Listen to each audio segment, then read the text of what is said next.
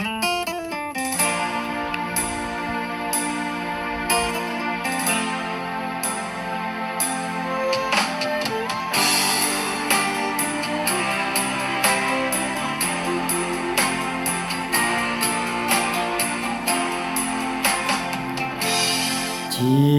วิตยุติจนกาปีรอดทางเกลียดឆ្ងាយគ្រួសារកាពីទឹកដីបុកបរំដាក់ទុនជីវិតស្រវាចំណេះដើម្បីមានទុំប្រទេសសងគុណដល់ដូនតាយើង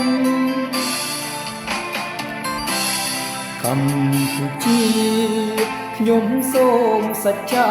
ស្មោះស្ម័គ្រនឹងការពារអ្នកបជាជីវិតជូនទឹកដីនេះពុកម៉ែប្រពន្ធបងប្អូននៅផ្ទះបនស្រន់បួងសួងសំពះ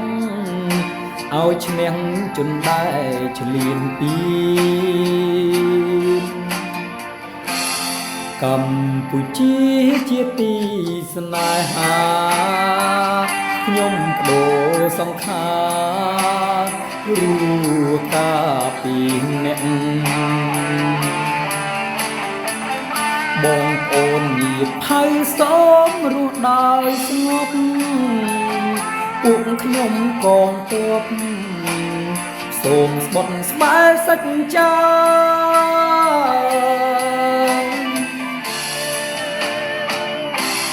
រងងារខាងក្រៅតែកាយរងំហាត់ពុនលត់ដំការពារទឹកដីដែនខណ្ឌសីមាជីវិតជូនជាតិធាតុជូនមេត្តាមិនស្ដាយសោះឡើយសង្ខារបានការពារជាតិយើង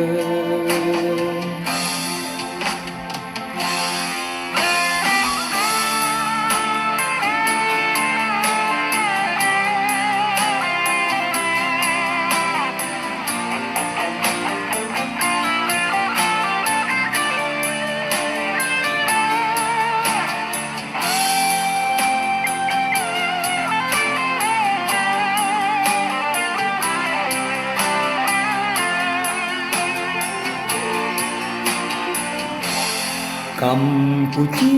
ជាទីស្នេហាខ្ញុំបដូរសង្ខាររួការពីអ្នកបងប្អូនញាតិភៅសូមរស់ដោយស្ងប់ពួកខ្ញុំកងទ័ពសូមស្បត់ស្បែកសច្ចា